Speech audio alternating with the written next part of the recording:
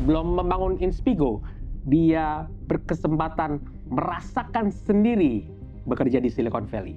Tapi gue ngerjain juga NBA Live, The Sims 2, Need for Speed, ya beberapa game itulah. Iya, jadi Pandora mungkin buat teman-teman yang belum tahu ya, Pandora itu music streaming sebelum Spotify, tapi fokusnya tuh di playlist. Benih AI sudah terlihat akan tumbuh pada saat dia berkarya di Silicon Valley. Kayak gitu-gitu kan sebenarnya kekuatan manusia mengcraft sesuatu. Ya selebihnya ya automation. Begitu AI benar-benar terwujud, dia menavigasikan Inspigo untuk ikut turut terjun di teknologi baru ini. Jadi Inspigo company gue fokusnya di pembelajaran, upskilling manusia, terutama di soft skills. Baru-baru ini Theo Guritno meluncurkan buku berjudul Becoming Power Human, memberdayakan manusia di era AI.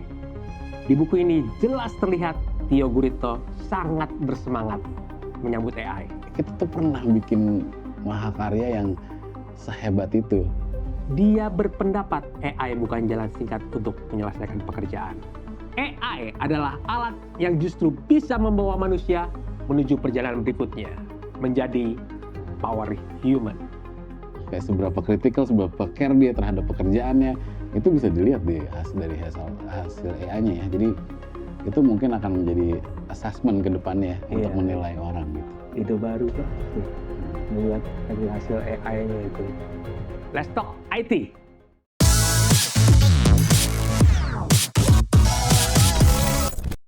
Bang Tio, terima kasih ya sudah datang ke studio kami di Net Public. Biasanya kita ngundangnya yang punya produk. Bang Tio punya produk juga sih, punya company juga namanya Inspigo. Nanti kita juga ngomongin tentang Inspigo tipis-tipis. Tapi yang pertama kita akan ngomongin tentang ini Becoming Power Human.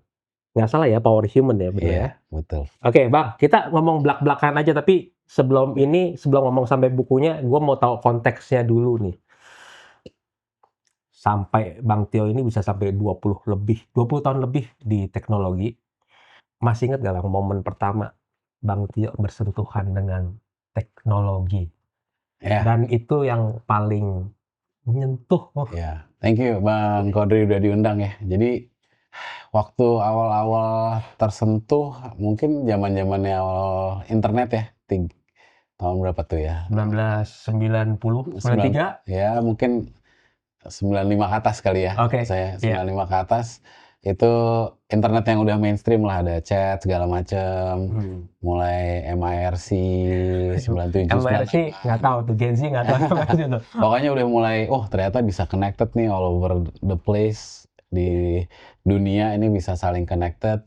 Terus udah mulai bikin website dulu. Nah itu kayaknya awal-awal itu merasa kayak this will be the future gitu. Dan kebetulan memang ayah saya dulu kan orang teknik ya dan suka komputer juga, jadi ada komputer lah di rumah yang bisa main-main, terus di-combine sama internet tuh rasanya jadi kayak powerful banget. Nah disitu kayaknya momen gue berpikir bahwa ini akan seru nih gitu untuk bisa jadi pekerjaan di masa depan gitu. Tapi nggak tahu gimana caranya, apa yang akan dilakukan juga sebenarnya masih blank. Belum gitu. kebayang ya pada waktu itu. Ya dulu sebatas ya apalah dulu kan. Gue bisa ngobrol sama orang yang di sana loh. Ngobrol. Cari jodoh gitu ya. Mungkin cari jodoh sekarang gue belum pernah ngalamin sih, kayak swipe gitu ya. itu nggak ngalamin ya, udah keburu temu duluan jodohnya. Temu duluan ya, tanpa swipe ya. Tapi ya dulu punya koneksi itu tuh kayaknya powerful banget gitu, dan akan merubah kehidupan manusia lah gitu ke depannya gitu. Rasain WordStar dulu. Hah? WordStar tuh yang mana ya? Sebelumnya Microsoft Word. Oh iya. Bukan WordPress ya, WordStar. Iya. Ingat. Gue ternyata lebih tua daripada Bang Tio. Ingat nggak terlalu tahu namanya. Dulu sih belajar DOS gitu, waktu itu masukin floppy disk dulu, baru keluar operating system-nya. Dulu belajar DOS juga, belajar apa namanya? Lotus ya? Lotus. Lotus. Kemudian dibeli sama IBM ya Lotus itu kalau nggak salah ya.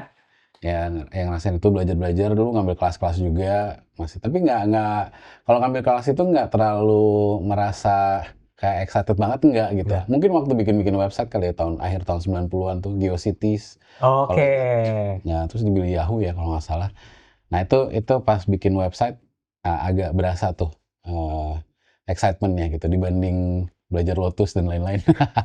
Kayaknya sih perpaduan antara teknologi sama art ya gitu. Jadi sampai ke sini ada perpaduan itu ya. Dan itu udah mulai zaman klik-klik dan coding-coding sudah mulai ya?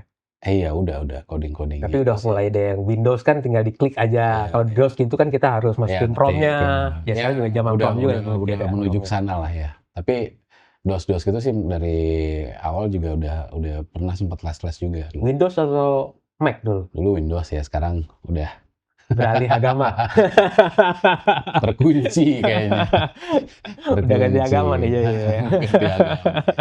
Tapi pada saat momen apa Bang? Pada saat Bang Tio menentukan teknologi ini kayaknya jalan gua. Bukan kayaknya lagi, teknologi ini jalan gua nih. Iya, jadi gue waktu itu kan gue sekolahnya awalnya gue bikin ini apa, awalnya computer science. Terus gue pindah, gue selesai gue ambil cuma ini ya, cuma diploma. Terus gue pindah ambil finance waktu itu karena gue kesusahan waktu computer science itu. Gue bikin game kayak gagal-gagal terus gitu lah, akhirnya nilainya nggak terlalu bagus. Nah terus gue pindah lah ke bisnis tapi gue nggak tahu mau ngambil apa, gue ambil finance. Cuma gue sebenarnya nggak terlalu suka pas gue internship. Nah terus akhirnya gue ambil marketing untuk master gue. Nah pas marketing gue di sebuah kayak agency, cuma di San Francisco nih ya kerja. Coba sebelum kita ngomong itu, pendidikannya dulu SMA di Indonesia. SMA di Indonesia. Kemudian Terus kuliah sempat di Indonesia setengah yang computer science tahun. itu. Bukan, computer science di luar waktu Oke. itu. Terus habis gitu ambil finance, S1 kan waktu itu computer science-nya diploma ya. S1-nya finance, terus S2 marketing. Nah, waktu Yang Stanford yang mana? nggak ada yang Stanford. Nggak ada yang Stanford. Kamu tuh ada yang kayaknya di buku ini temunya Stanford. Enggak, ada di sekolah dulu di Seattle dulu, Seattle Seattle. University. Nah, terus intinya waktu exploring itu ketemu marketing dan teknologi itu kayak seneng banget. Kayaknya di situ tuh, kayaknya ada unsur teknologinya pas bikin web app ya zaman dulu pakai Flash ya sebelum CSS, sebelum HTML5 Iya. pakai Flash. Nah Exciting banget tuh, bisa gerak ya. seru lah gitu. Makanya tadi Bisa gue gerak. mention perpaduan antara teknologi sama art tuh kayaknya kayak cocok ya buat gue. Terus gue kerja di Electronic Arts dulu sempet. Setelah selesai dari master itu, Ya, masuk ke Electronic Arts itu IE ya? IE ngerjain dulu sih sebetulnya game yang di assign ke gue tuh The Godfather game. Iya. Tapi nggak terlalu laku, Iya. jadi nggak ada seriesnya ya. Tapi gue ngerjain juga NBA Live, itu tahun 2005 ya, 2004-2005. Terus The Sims 2, terus juga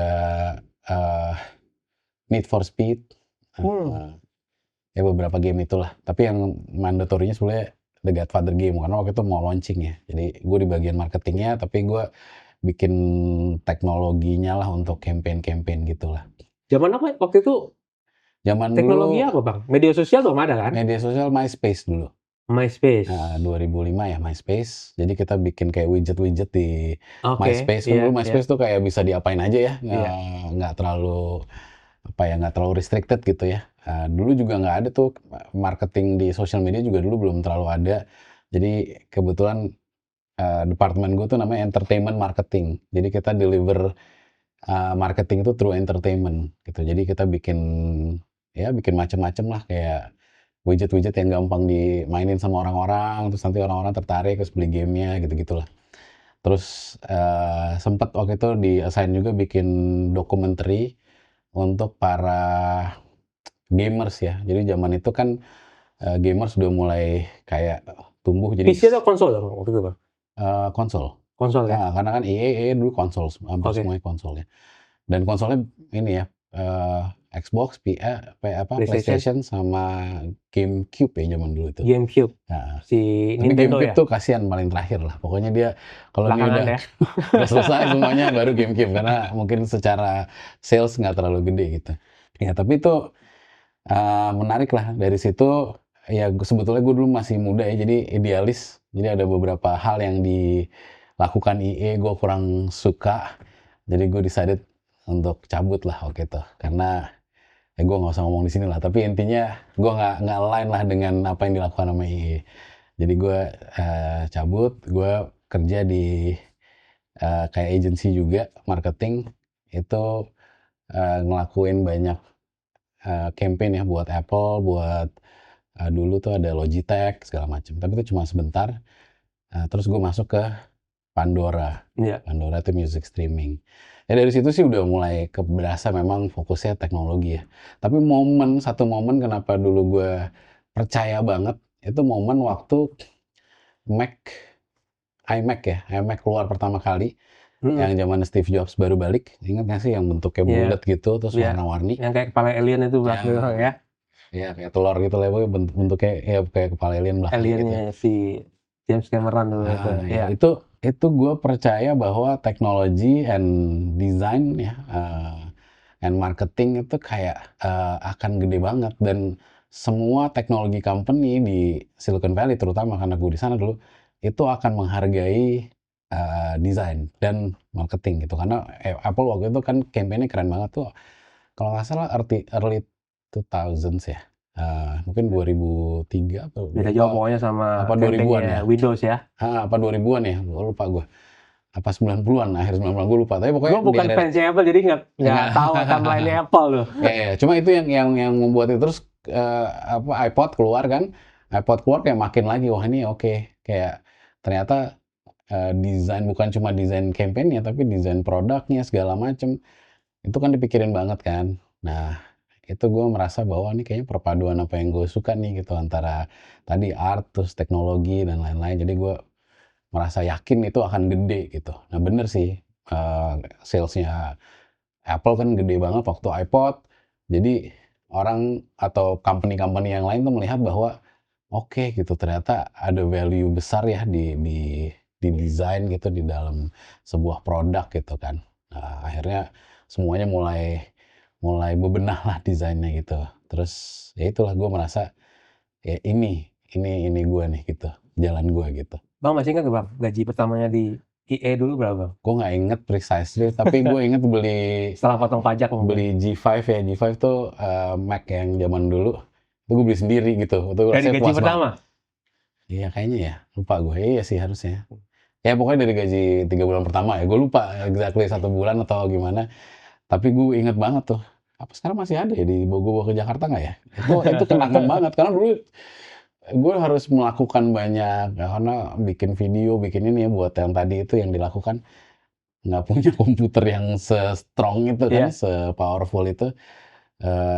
Sama beli screen itu satu paket tuh dulu. Jadi lupa sih exactly berapa gajinya, Kira-kira segitu ya. tapi bisa beli itu tuh gue. Harga itu ya.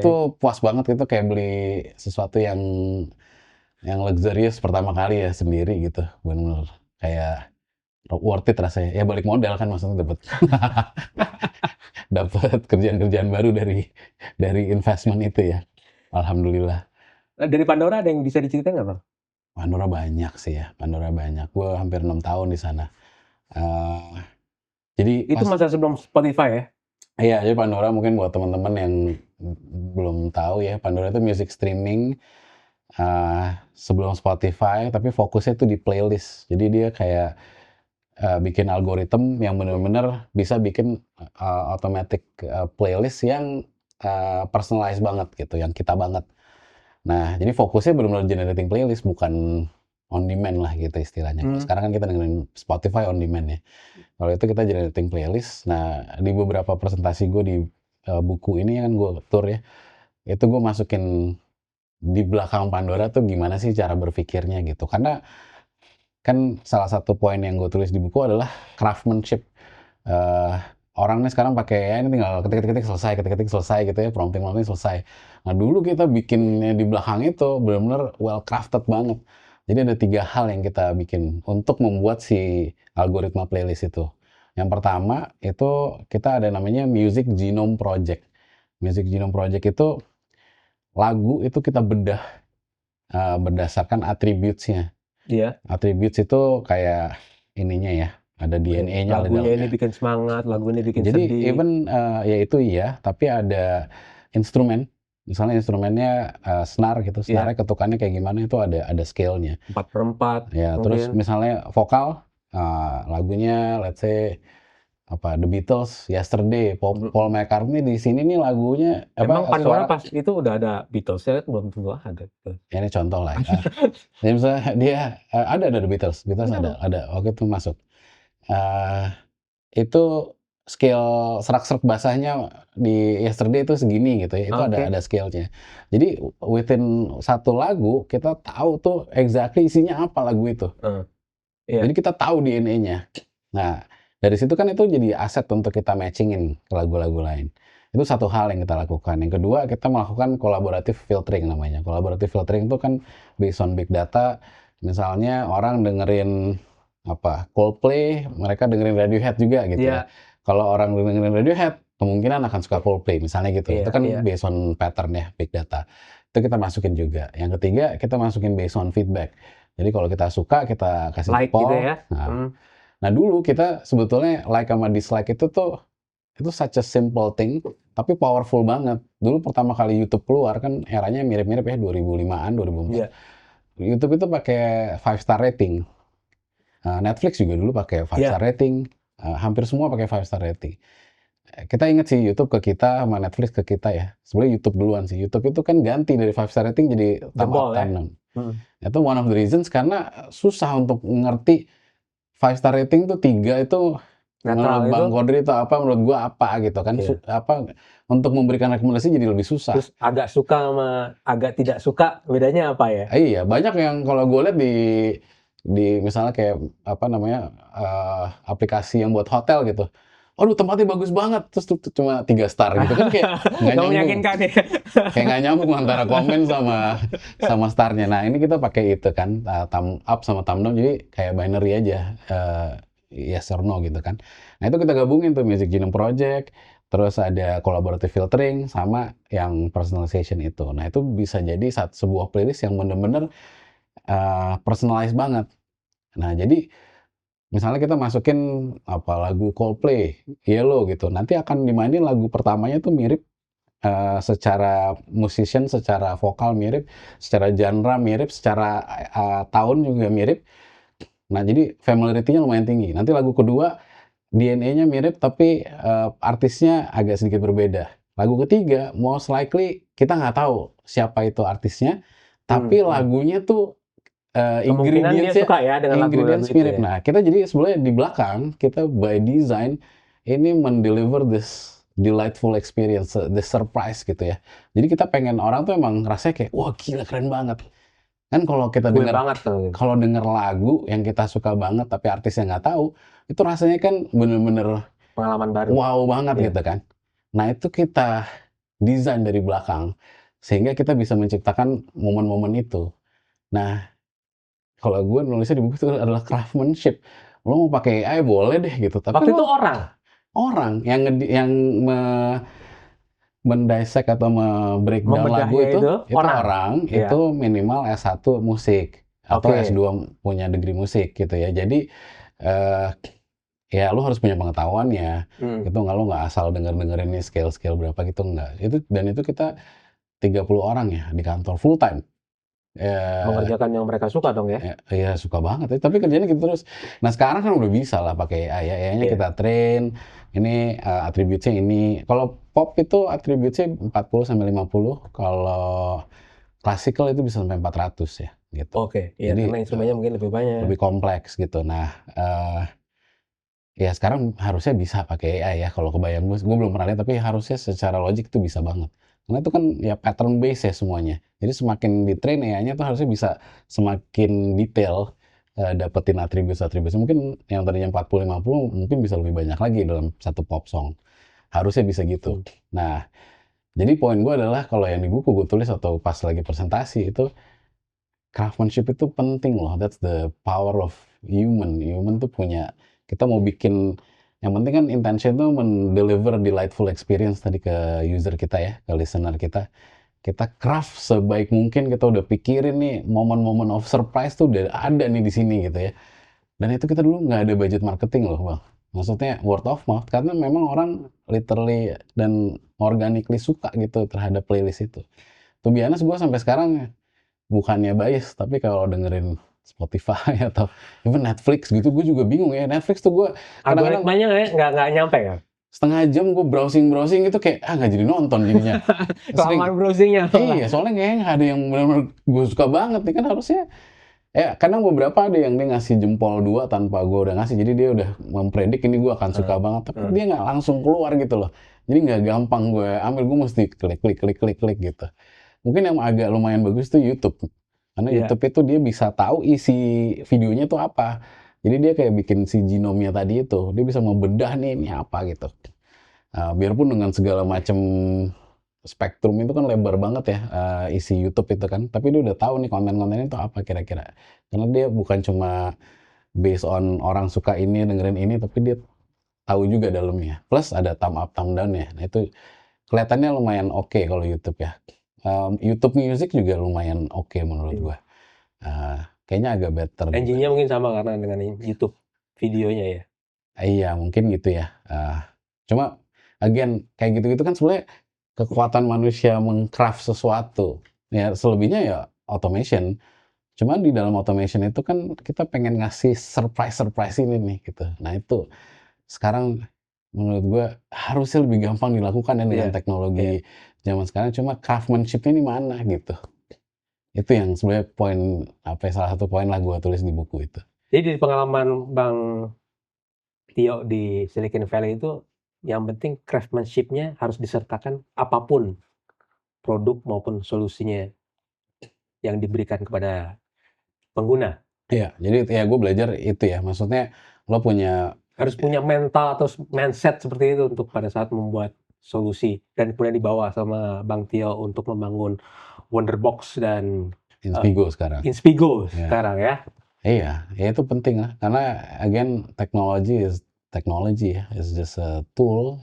Kita bikin tool, tapi kan gimana kita bisa mendeliver experience itu tuh butuh craftsmanship menurut gue. Dan orang tuh Kerasa nggak Bang, kalau misalnya pada saat deliver produk itu, mana yang seluruhnya diberikan kepada mesin dan ada craftsmanship di belakangnya? harusnya kerasa ya.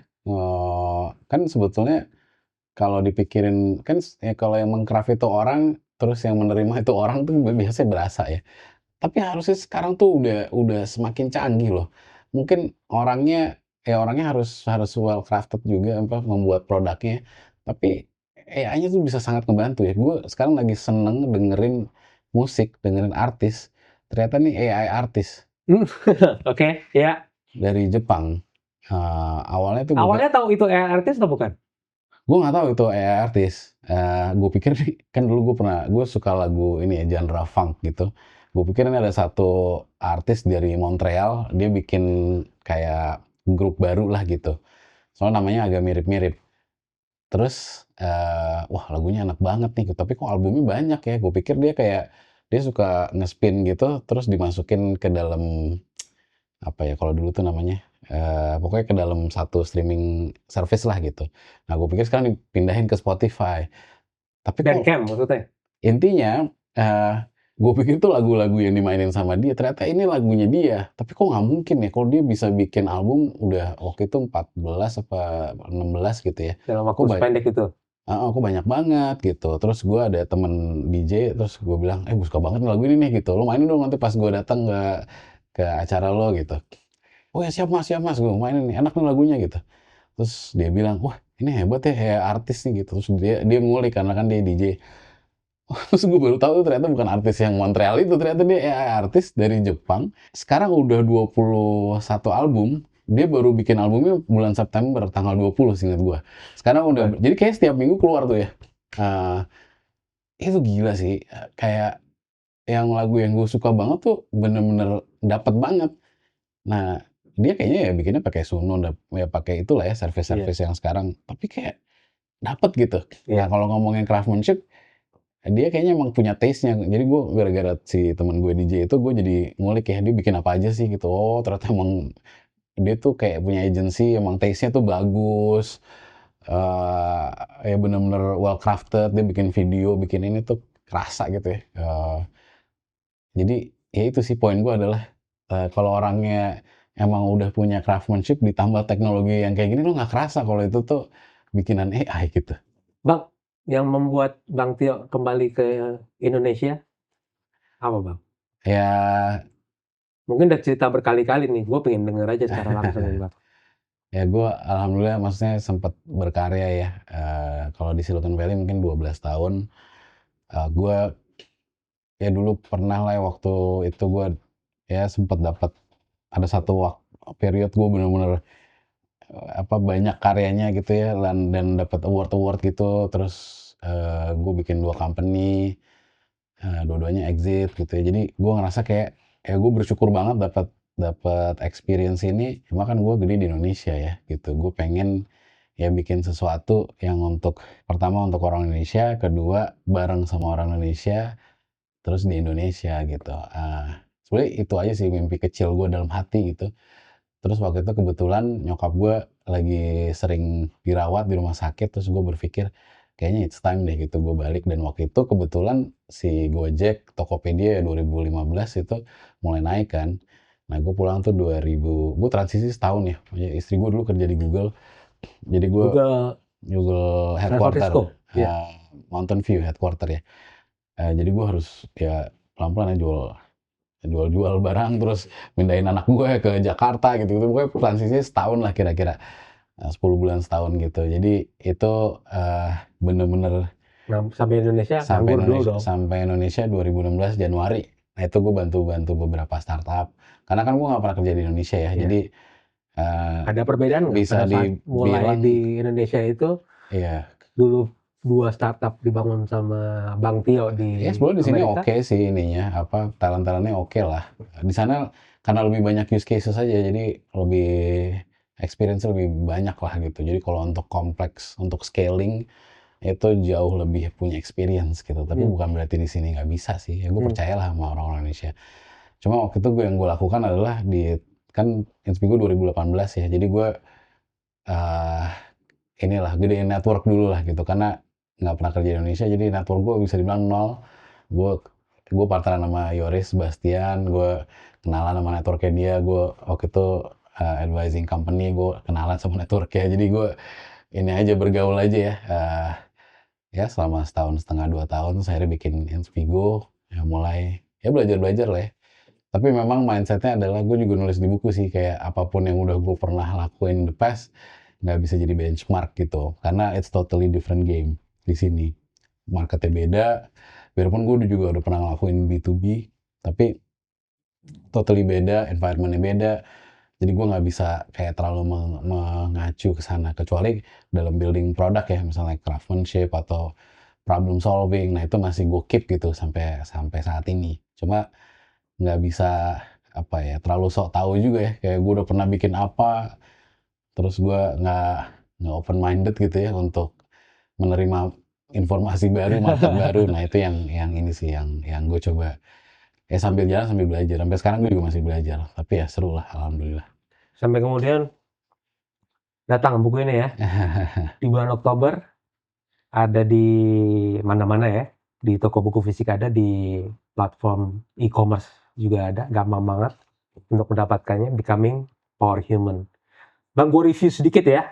Gue udah baca sampai habis. Gue nggak baca cepet lah bacanya. Isinya juga tipis ya. Ya, 180 halaman. Ini kayak rangkuman dari pengalaman Bang Tio selama 20 tahun bekerja di industri teknologi dan juga membangun Inspigo. Kemudian juga gue melihat ada titik di mana Bang Tio akhirnya ketemu AI.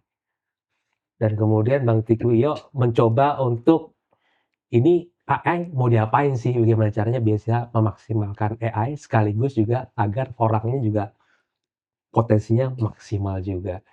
Kalau gue lihat ya Bang ya, buku ini berusaha untuk seringan mungkin, tapi ada pemikiran-pemikiran Bang Tio yang cukup berat ada di sini. Nggak sesimpel itu sebenarnya pemikiran-pemikiran Bang Tio, tapi alhamdulillahnya dikemas dengan semudah mungkin, seringan mungkin sehingga diharapkan pembaca juga bisa menangkapnya lebih mudah. thank you Bang. Enak sih Bang bacanya Bang. Gua enjoy banget bacanya dan juga gua melihat adanya strugglingnya Bang Tio baik secara batin maupun secara teknis ya, menghadapi AI. Kan sekarang kita ngomongnya era AI sekarang ini. Pertama gue mau tanya dulu, power human definisinya apa nih Bang? Iya. Jadi Kan Bang Tio yang bikin power human itu Bang Tio yang bikin definisinya atau ada orang lain nih? gue yang bikin. Oke, Ya. langsung Jadi dari orangnya sendiri nih. judulnya itu kan Becoming Power Human. Ya kalau power human sendiri sebetulnya gue melihat bahwa manusia ini kan makhluk yang canggih. We are an advanced technology. Kita punya trillion of cells yang talking to each other every single time gitu. Dan kita tuh sangat-sangat canggih ya kapasitas otak kita berpikir dibanding AI menggunakan berapa banyak energi. Jadi kita tuh makhluk canggih. Nah, semakin ke sini teknologi semakin canggih, manusianya itu semakin nggak memberdayakan dirinya dengan kecanggihan ini. Jadi harapannya itu power human adalah manusianya bisa di-empower oleh teknologi untuk bisa lebih canggih lagi. Nah, tapi kenapa judulnya Becoming Power Human? Karena menurut gue sebetulnya intinya itu ada di becoming. Jadi bukan di power human-nya.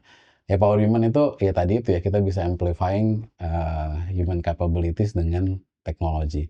Tapi becoming itu it's a process. Ya gue dengan background gue di teknologi di startup, it's an iterative process ya. Dimana ya itu nggak akan ada endpoint-nya. Jadi power human itu bukan satu titik yang kita kejar sampai sampai ke titik itu kita menjadi power human kita enggak. Tapi becoming power human it's a never ending process. Dimana teknologi akan semakin canggih.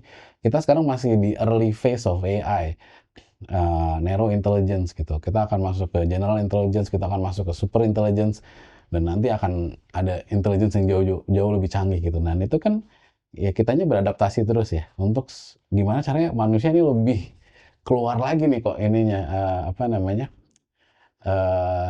ya Potensi potensi dan seluruh unsur-unsur sel-sel yang seperti yang banyak di dalam manusia tadi ya. seluruh kapasitasnya itu benar-benar optimal gitu. Dan ya sayang aja ya kalau kita di sekarang udah baru masuk ke intelligence udah begini gitu, udah keok duluan. Dikit-dikit prompting selesai, terus kita nggak mengoptimalkan itu. Harusnya sekarang bisa bikin yang canggih-canggih loh.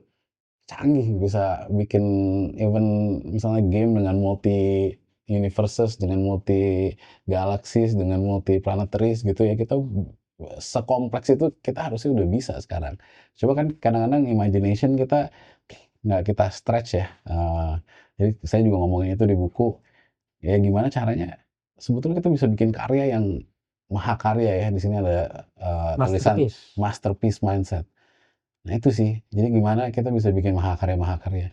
Dan di Jepang tuh sebenarnya ada ya, namanya tuh Monozukiri. Tadi makanya saya juga ini Jepang, apa namanya, bahas sedikit Jepang.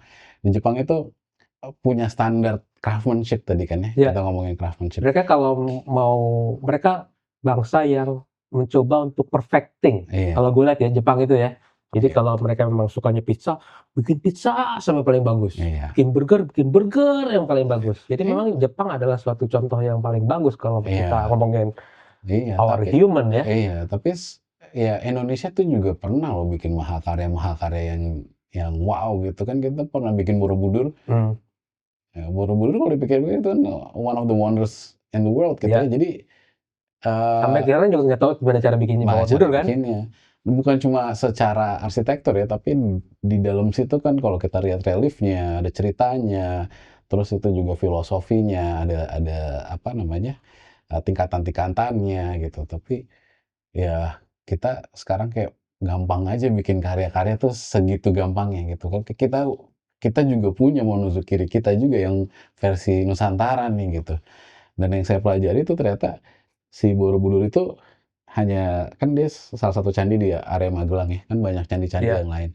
Yang saya pelajari itu ternyata masing-masing candi itu ada fungsinya ya. Jadi misalnya yang ini untuk cari kreativitas, yang ini untuk relationship, yang ini untuk apa gitu. Jadi kalau dipikir-pikir berarti ada grand design-nya gitu. Jadi maksudnya kita ngeliat Borobudur yang udah canggih banget, ini ternyata satu komplek itu ada grand design-nya. Nah, kita tuh pernah bikin mahakarya yang sehebat itu.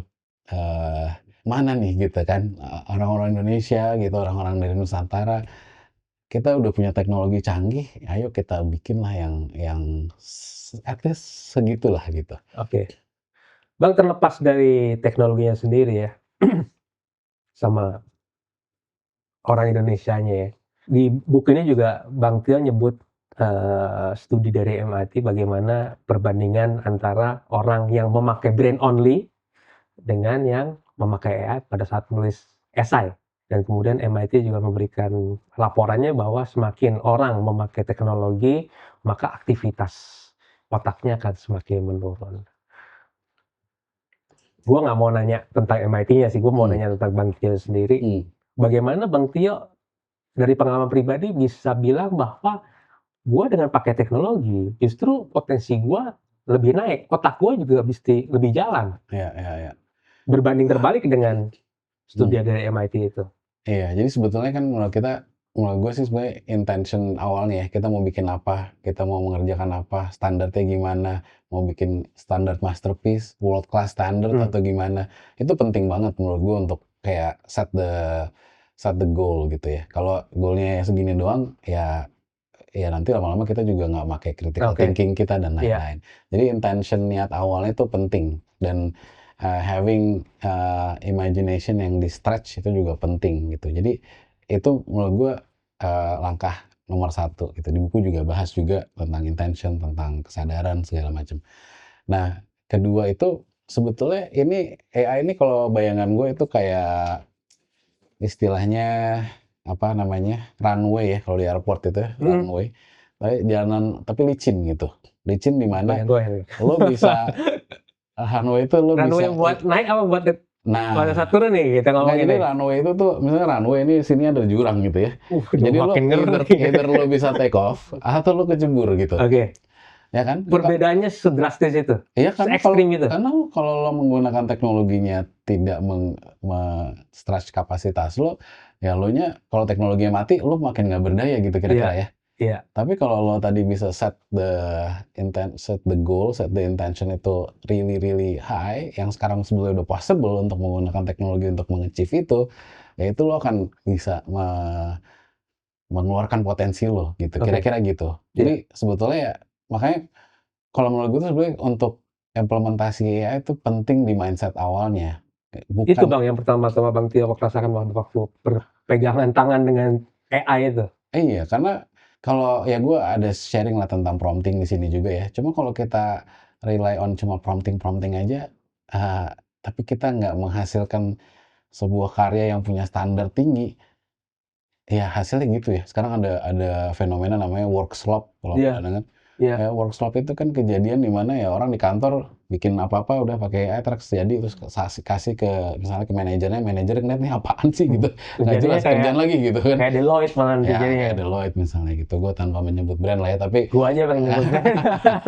tapi intinya inilah apa, ya nggak ada essence-nya gitu. Hati atau memang sentuhan manusia? Iya, sentuhan manusia, hati, dan itu kan even yang case yang tadi itu nggak dicek gitu kan, banyak halusinasi dan lain-lain gitu. Jadi datanya juga mungkin kurang, bisa aja sih gitu. Ya datanya kurang dan datanya nggak ada, nggak eksis. Itu link-linknya banyak yang nggak eksis gitu kan. Jadi itu yang menurut gue ya bahaya, either lo bisa kecebur atau lo bisa take off, tergantung mindsetnya, intention di awal.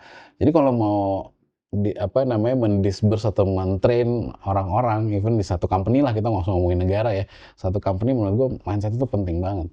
Otherwise lo jadi malah work slump itu counterproductive lo. Yang tadinya lo mau produktif, lo jadi ngulang-ngulang kerjaan terus, akhirnya nggak produktif. Dan bukan cuma nggak produktif, capability lo jadi turun juga gitu. Yang penting cepet selesai aja gitu. Nah itu another thing ya, menurut gue yang dinilai itu speed sekarang. Jadi quality-nya udah lupa nih. Speed-nya, yang penting cepet gitu kan. Tapi lupa dengan quality-nya. Dijujulin kerjaan banyak, terus lu kan ada AI, cepet ya kerjanya ya. Nah itu yang menurut gue salah satu yang missing tuh, yang lumayan gede itu adalah si quality-nya nggak dijadiin matrix. Jadi speed terus matrixnya. Kalau matrixnya speed ya work slump itu jadinya.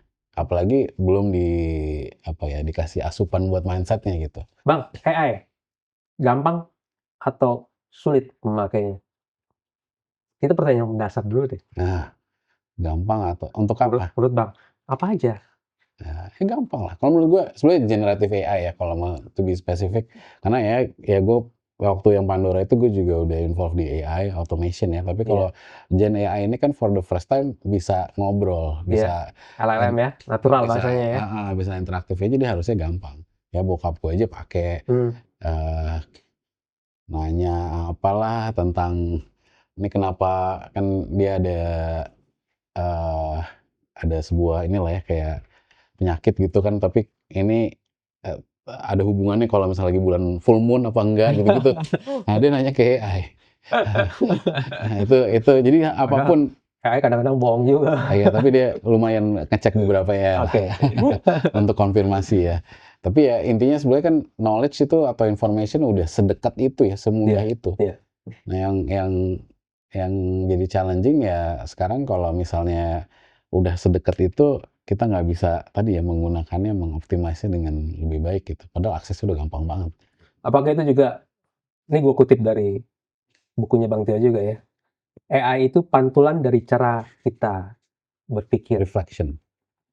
Iya. Boleh dijelasin dulu Bang? Iya, jadi kalau kita berpikirnya apa di sudut pandang tertentu, dia akan memberikan apa yang kita mau lah gitu ya. Jadi kalau kita pakainya gitu-gitu aja, nggak di-stretch, nggak kritikal juga, ya dia akan memberikan seperti itu gitu. Jadi sebetulnya yang dihasilkan itu, makanya workshop itu, yang dihasilkan itu ya sesuai dengan apa yang di-request gitu kan. Nah, jadi kalau mau lihat orang sebenarnya bisa ngelihat dari hasil AI-nya. Seberapa kritikal, seberapa care dia terhadap pekerjaannya, itu bisa dilihat dari hasil AI-nya ya. Jadi itu mungkin akan menjadi assessment ke depannya Iya, untuk iya. menilai orang gitu. Ide baru bagus tuh, Mhm. melihat hasil AI-nya itu. Karena seperti tadi Bang bilang, itu cerminan refleksi dari diri. Kalau misalnya dia sering refine, artinya dia akan sering ngecek Ya dia akan kelihatan hasil-hasil dari AI hasilnya tuh tersebut. akan lebih well crafted tadi ya. Hmm, hmm. Bang, gue tuh pakai AI itu, gue senang pakai AI ya, karena itu memberikan gue suatu tools, hal-hal yang gue tidak punya bakat, jadi gue bisa mengerjakan. Misalnya generative AI, gue nggak punya bakat gambar, gue bisa minta generative AI bikinin gambar, dan hasilnya pun menurut gue oke lah. Seperti itu. Kalau gue mau lebih oke lagi, artinya prompt-nya gue harus lebih lebih detail. Bang Tio ini kan juga menggunakannya di Inspigo bersama karyawan-karyawannya juga. Apa Bang yang ditanamkan di pikiran mereka bahwa, "Lu harus pakai AI ini nih." Apa yang mau dicapai? Kan mungkin masing-masing karyawan punya goals yang berbeda-beda ya. Bagaimana cara memberikan jalur kepada mereka untuk memakai AI tersebut? Ya dari awal pertama kali ChatGPT keluar sih, gue udah meng-encourage orang-orang ya, untuk pakai. Kita support lah dengan Mmm, yang berbayar segala macam. Kita udah istilahnya, kita pengen naikin standar quality dari pekerjaan kita, plus juga productivity-nya. Jadi 2 itu ya, speed dan quality. iya, Itu kita nggak nambah orang, tapi nambah, maksudnya pekerjaannya banyak, cuma kita lakukan dengan manpower yang ada gitu ya iya. sekarang ini gitu. Jadi sebenarnya kalau gue melihatnya, kalau di tim gue sendiri untuk menggunakan itu, eee, gue malah nggak melihat mengurangi, tapi justru, eee, kualitas dan produktivitas tuh bisa berlipat ganda gitu. Jadi ekspektasi gue itu, gue bilang ke teman-teman, ya sekarang yang tadinya lo bisa ngerjain bertiga, sekarang ya sendiri, Mmm, tapi sendiri isinya apa, hasilnya 3 ya gitu. iya, iya, Jadi kalau udah 3 9 lah kira-kira gitu. iya. Ya itu yang gua tanamkan, tapi bukan hanya speed, kualitasnya juga harus, jauh lebih bagus gitu. Karena kan ya dia punya semua knowledge-nya, dan lu sebenarnya punya expertise-nya gitu. Jadi lu expertise plus tool ini harusnya knowledge-nya bisa berlipat ganda gitu. Bang Tio menyarankan untuk memakai AI itu sesuai dengan expertise-nya atau bisa Ya, coba-coba untuk keluar dari expertise-nya? oh ya coba-coba of course lah ya, Mhm. explore. Tapi kalau menurut gue, Untuk menghasilkan semakin masterpiece ya, kita ya, ngomongin ya? semakin ya lo mau menghasilkan masterpiece, lo harus beriringan ya. Jadi, expertise-nya bertambah, AI fluency-nya juga bertambah sehingga lu bisa menghasilkan karya-karya yang luar biasa. Karena kalau lu cuma taunya segitu aja, lo tanpa menambah ilmu, ya ininya juga standarnya segitu aja Iya. secara output. Jadi expertise sih selalu naik menurut gua. Jadi dan sekarang harusnya lebih gampang ya untuk belajar dari AI-nya kan informasi udah banyak. Tapi itu menurut gua harus naik terus. Jadi kalau misalnya lo mau bikin let's say campaign ya, copywriting lah yang paling Hmm. gampang gitu kan. Hmm. Ya copywriting gampang bikinnya, tapi copywriting yang menggugah gitu kan. Copywriting yang benar-benar bisa convert ke sales tadi. Iya. Copywriting yang menggerakkan massa gitu kan. Itu kan lo butuh expertise. Lo Iya. mesti mungkin belajar psikologi, belajar ini gitu kan. Jadi tetap sih Oke. harus naik terus expertise-nya. Gue kebayang sih Bang dari cerita lo ini bahwa banyak orang yang ya itu cari cepet, cari selesai gitu kan. Jadi dia nggak mikirin outputnya seperti apa. Yang penting kerjaan gue selesai. Tapi dengan tadi Bang Tio nerangin seperti ini, gue kebayang adalah ini jadi kayak belajar bareng juga dengan AI. Bagaimana caranya agar orang mendapatkan informasi baru dari AI, menggunakannya lagi untuk kemudian ya kasarnya kayak di-prompt ulang lagi ke AI, pengetahuan gue udah nambah nih.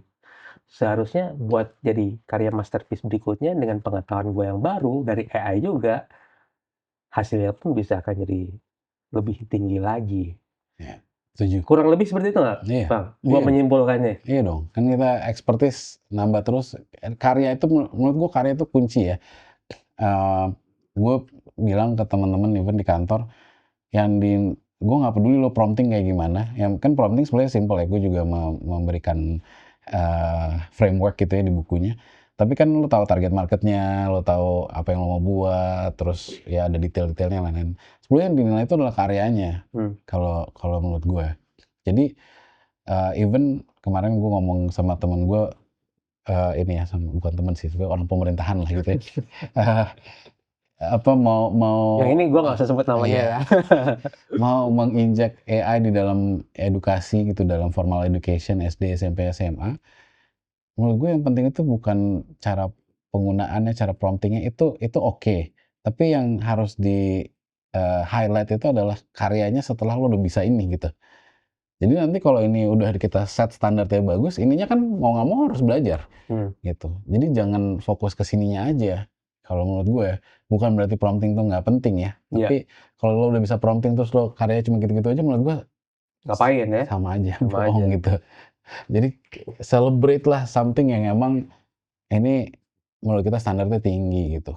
Ya kayak misalnya kemarin pas gue di Abu Dhabi, ada ini mungkin agak ekstrim ya, tapi ada Formula One, lu udah pernah dengar belum namanya A2RL?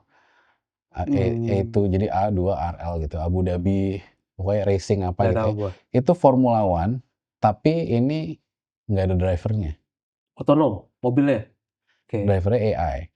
Jadi ada 6 negara bertanding, semua spek mobilnya itu sama, rodanya, bodinya, mesinnya sama, semuanya sama. Yang berbeda itu adalah AI drivernya. Iya.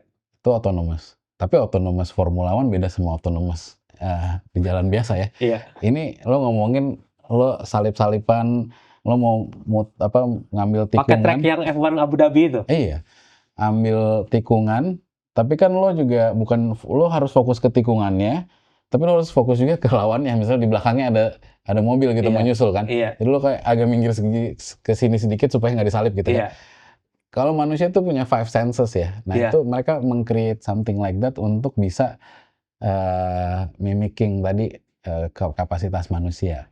Tahun lalu mereka juga melakukan for the first time, jadi ini tahun kedua. Tahun lalu itu ada lomba yang 6 AI itu, ada juga lomba yang manusia sama AI. Nah manusia sama AI itu AI-nya kalah tahun lalu. Tahun ini AI-nya ditaruh 6 detik kalau nggak salah lebih duluan, dikasih fur gitu. AI-nya menang. Oke. Jadi manusianya nggak bisa nyalip tuh, kalah di tahun ini. Oke. Berarti kan kapasitasnya udah canggih. Karena itu kan kompleksitas lo di saat genting mau disalip mau ini itu kalau lagi lurus 300 km Dan dia per jam. memutuskan sendiri untuk Autonomous ya. benar-benar ya? Autonomous. Iya. Itu. Manusia aja kan latihan itu bertahun-tahun ya. Nah dia bisa train itu less Dalam than 1 1 year tahun. udah bisa ngalahin manusia dan udah bisa ini ya. Itu intinya kalau itu kan memang ada AI di dalam mahakaryanya lah gitu ya.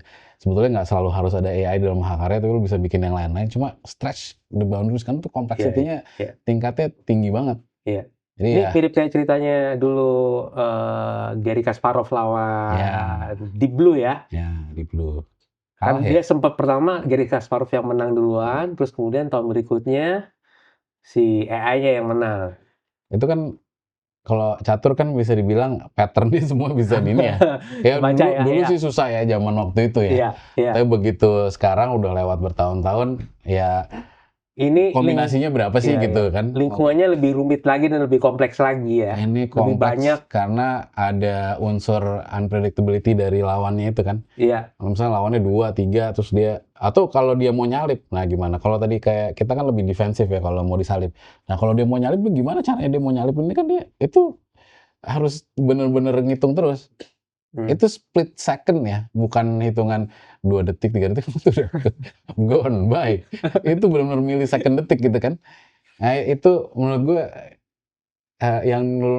yang dulu kita bilang science fiction ya sekarang udah non fiction lah gitu, bisa dibilang itu Udah kejadian. nggak ada film science fiction lagi jangan-jangan Susah sekarang sekarang. ini ya. Kan kalau nggak salah James Cameron pernah bilang sekarang sangat susah nulis science fiction. Karena everything is non fiction sekarang. Bang, apakah juga karena AI masuk juga mendorong Inspigo untuk mereka ulang Iya. produknya ya, jadi Nah. AI, label AI juga ya?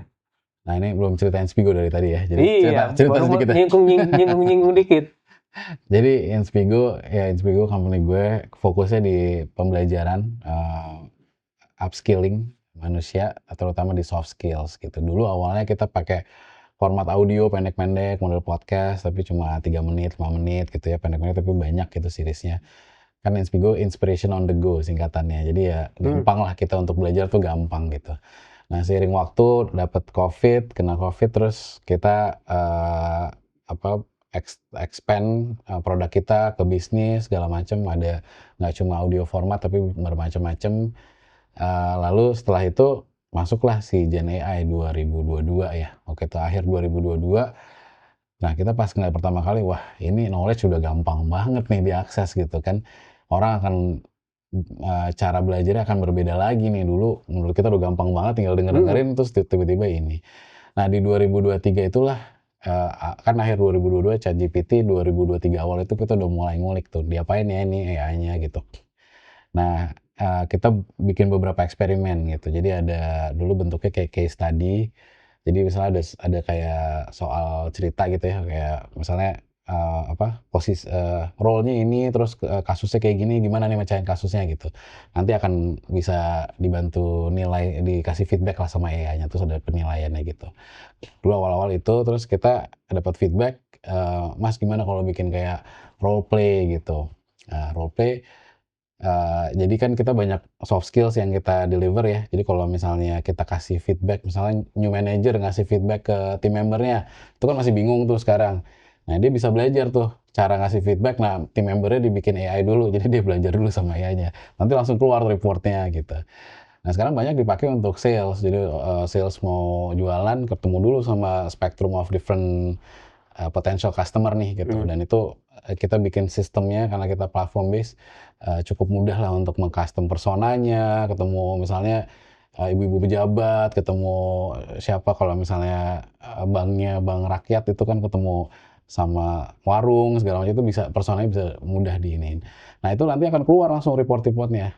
Nah jadi sekarang kita salah satu yang lumayan istilahnya populer gitu di Inspigo itu si AI roleplay itu. Nah roleplay itu ternyata bisa bikin simulasi-simulasi yang seru gitu ya, nggak jadi belajar itu bukan theoretical, tapi bisa dicemplungin dalam simulasi terus kita langsung, menggunakan ilmunya itu di simulasi itu. Nah sekarang yang update yang lagi kita kerjain tuh, kita bisa detect, body language. Jadi kita misalnya lagi role play nih gitu, role play sama Bang Kordi AI gitu ya, ini avatar misalnya gitu.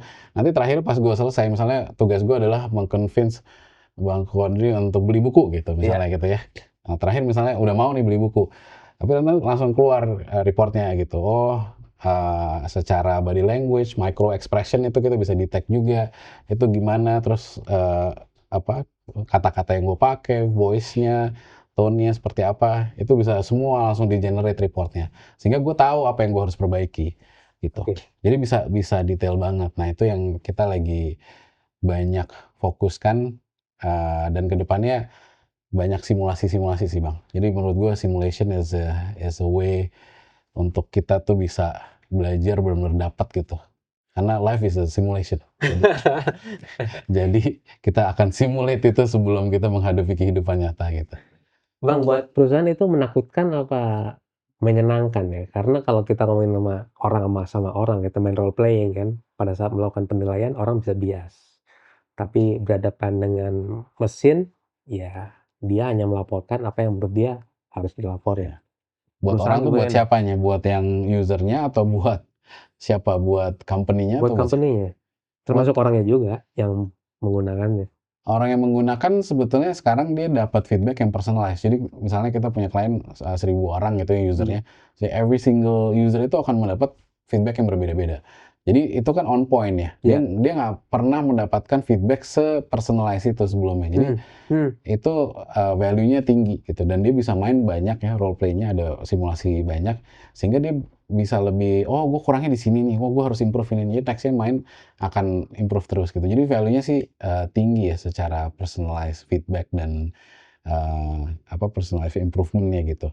Nah buat company-nya itu saving a lot of money karena kan ya kalau mereka punya ratusan ribuan pegawai mana pernah dia bisa satu-satu Iya, iya. dinilai gitu secara performa dalam melakukan tugasnya. Nah, apalagi mereka misalnya mau training, sekarang banyak tuh company introduce konsep coaching ya ke leader-leadernya. Jadi leadernya itu atau manajernya itu harus bisa jadi coach. Coach itu Hmm. tuh nggak boleh ngasih tahu. Coach itu tugasnya probing. Jadi asking question sehingga nanti coachingnya akan menemukan jawabannya sendiri gitu. Oke. Jadi nggak boleh dikasih tahu kan kalau bos kan biasanya lo gini aja, lo gini gini gini aja gitu. Itu Iya, kan iya, telling, iya. bukan coaching. Nah ini untuk manajer berlatih jadi coach itu sekarang pakai AI juga. Sehingga nanti dia dilatih tuh supaya dia nggak telling tadi itu kan. Nah, Oke. nanti akan ada reviewnya gitu. Jadi ya kita menggunakan teknologi ini untuk banyak hal dan kelihatannya sih upside-nya banyak ya dan jauh lebih efisien gitu. Adaptasinya cepet nggak Bang? Buat mereka untuk Ya kalau model kita baru lihat ini? ya yang lebih muda-muda lebih cepat adaptasinya. Yang lebih senior ya agak sedikit lebih nggak secepat Senior itu. itu umur berapa ya? Aduh susah juga ya. 40 ke atas? 50 ke atas? Mungkin 50 ke atas 50 kali ke ya, atas. 40-an ini masih oke. Tapi ya kadang-kadang ada 50 yang memang, cukup ini juga ya, Mhm, sering menggunakan teknologi jadi aman gitu, iya. nggak terlalu ribet. Cuma kelihatan sih kalau yang muda-muda especially yang baru masuk, itu adaptasinya cepet lah. Tahu lah cara menggunakannya dan merasa ini jadi valuable banget gitu. Bang, kalau ngomong role playing, coaching, dan segala macam kan kita ngomongin persona juga ya, Bang, ya. Kita bayangin tahun-tahun ke depan, mungkin nggak sih orang itu di-cloning jadi AI? Bang Tio ada model AI-nya sendiri, Oh, jadi saya gua udah punya. kalau nggak Udah punya kok sekarang, nggak udah usah nggak usah dulu. mulai ditawar-tawarin tau. Begitu gua undang AI-nya aja, lu nggak usah datang dong.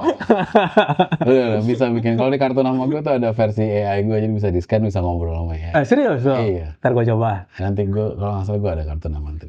Ya itu ya udah bisa lah. Dan sebetulnya teknologinya kan udah ada. Oh, ya kalau itu menurut gue nggak yang harus tahun depan banget ya. Sekarang sebenarnya bisa. Apalagi kalau di-combine sama beberapa teknologi yang lain ya kayak deepfake gitu. Terus ya kayak si avatarnya itu sendiri itu akan bisa jadi lumayan real ya. Gue sih excited untuk menggunakan itu di edukasi malah. Mhm. Jadi kayak misalnya lo belajar tentang apa sejarah gitu, Majapahit gitu ya di SD misalnya. Belajar tentang Majapahit, terus lo mau belajar kepemimpinan gitu. Oke, kita panggilkan Adipati Gajah Mada. Terus ada avatarnya, terus lo bisa ngobrol gitu. Adipati Gajah Mada caranya memimpin pasukan perang gimana sih gitu. Cara mengencourage orang-orang untuk mau nih ikut perang nih gimana. Lu bayangin aja kalau bisa kayak gitu, itu kan learning is going to be much more ini ya, lebih fun aja gitu ya. Iya. Dan lu mau ngomong sama siapa, lu mau belajar cara orasi, kita panggilkan presiden pertama kita, Bapak Insinyur Soekarno gitu. Pak Soekarno gimana nih cara kita orasi bisa meledak-meledak gitu kan, kita bisa bisa train dan itu memungkinkan ya. Jadi teknologi deepfake sekarang dipakai buat nipu-nipu, harusnya bisa dipakai buat kayak Sesuatu yang gini. positif. Iya. Bang, ada kalau nanti clone-nya juga AI-nya jadi makin banyak dan makin umurnya Bang Tio jadi bisa selamanya dong nanti. Iya kan Ini kan menarik ya. salah satu mimpi Silicon Valley katanya begitu, mau jadi hidup selamanya. Itu secara fisikal ya, secara fisikal. Tapi kalau AI-nya mungkin consciousness-nya dipindahin gitu ya ke dalam satu teknologi berbeda, itu kan beda lagi ya. Karena itu kan sadar. Kalau ini kan kayak yang ini mungkin belum sadar, dia cuma mereplicate knowledge yang kita punya, kita taruh situ gitu. Tapi nanti kalau tadi kita ngomongin general intelligence ke super intelligence ya udah conscious ya, udah punya kesadaran. Nanti kita akan ya sekarang sebetulnya udah banyak sih pertanyaan-pertanyaan untuk menciptakan kesadaran itu sebenarnya perlu apa aja sih gitu. Manusia punya kesadaran. Nah, AI nanti akan punya kesadaran tuh di saat apa gitu. Nah itu pertanyaan-pertanyaan itu udah mulai banyak ya dibahas sekarang gitu. In fact sebetulnya di Indonesia udah ada expertnya di sini gitu. Jadi ya kalau kita ngomongin kesadaran dari AI sendiri terus kita punya versi kita versi AI yang sadar, itu sih sangat mungkin. Tapi kan yang di Silicon Valley dan di sana, di luar sana kan basically mindahin kesadaran kita ke dalam satu gadget ya, misal satu teknologi sehingga dia bisa hidup selamanya gitu. Atau kita ya dibikin lebih lebih long lasting ya, 300 tahun, 400 tahun gitu. Sangat-sangat mungkin lah, dengan teknologi ini sangat mungkin. Bang, kembali lagi ke power human, Bang. Posisi Bang Tio sekarang ini sudah di mana di transformasi atau journey-nya power human? Ya of course becoming terus-terusan ya. Di titik mana masing-masing orang Bukan beda-beda. destinasi kan, itu journey ya. Iya journey. Jadi gue fokus ke karya sih. Sebetulnya gue Kalau sudah jadi karya apa mau bikin karya lagi, iya bikin karya dong lagi? terus bikin karya ya. Jadi dan ini yang sebetulnya gue turunkan juga ke anak-anak gue bikin karya gitu. Jadi ya nextnya sebetulnya kayak gue mau nulis buku lagi. Kan sebetulnya sekarang lagi nulis yang versi bahasa Inggris. Terus gue mau nulis fiksi sama anak gue yang pertama. Udah kepikiran 5 series gitu antologi. Terus ya ini udah ada beberapa lah karya-karya yang lagi disiapin juga. Tapi the point is ya terus berkarya karena karya itu adalah hasil dari ilmu yang kita dapat ya, itu kita tumpahkan ke dalam sebuah sesuatu yang benar-benar kita bisa craft dengan baik dan punya impact orang lain lah kira-kira gitu. Jadi nggak akan stop berkarya gitu. Bang, semoga karyanya nanti makin banyak sehingga kita bisa menikmatinya juga. Amin. Terima kasih. Sukses terus dengan becoming power human, juga dengan cita-cita Bang Tio untuk membuat lebih banyak orang-orang di Indonesia khususnya jadi power human juga. Saya juga pengen juga jadi power human nih dengan terus ngobrol-ngobrol berkarya lah seperti Bang. ini. Ditunggu saja karya-karya kita nantinya. Siap. Bang Tio, terima kasih ya. Thank you. Sudah mencerahkan Indonesia. Amin. Saya senang banget punya teman kayak Bang Tio. Oke, terima kasih Terima kasih, Bang. Thank you.